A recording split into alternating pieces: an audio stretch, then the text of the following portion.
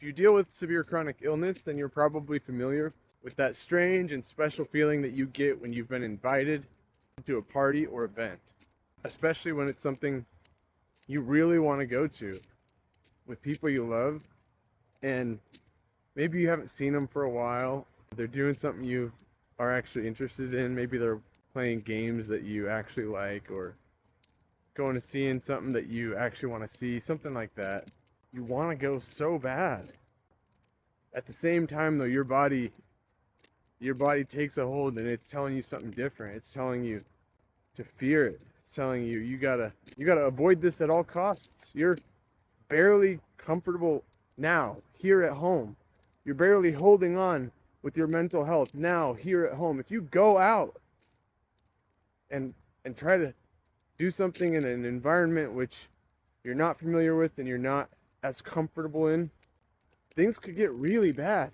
And it's just the weirdest thing to feel both opposing emotions at the same time. I was invited to a New Year's Eve party last night, and I started when the time came closer. I had already agreed to go, and I know I could cancel, but I had already agreed to go, and we start getting closer to the time to go, and I get just this sense of dread and doom and just like discouragement and pessimism about whether it's going to be okay. If you've had serious chronic illness for a while, you will have had these experiences where you did decide to go to something you wanted to go to, and it ended up being like kind of like a disaster.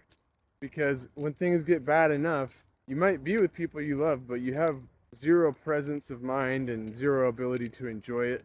And then you go home, and a lot of times your chronic illness is flared up and it's worse, and it could be worse for days. And then you just have to deal with all of the emotional fallout of having been reminded that your body is like not fit to socialize, just like most people's bodies are. And you go through the mental health toll of dealing with that reality, and it's just a really bad thing that happens. So we get to this place where it's like the decision of whether or not to go to something starts to actually feel like it matters a lot.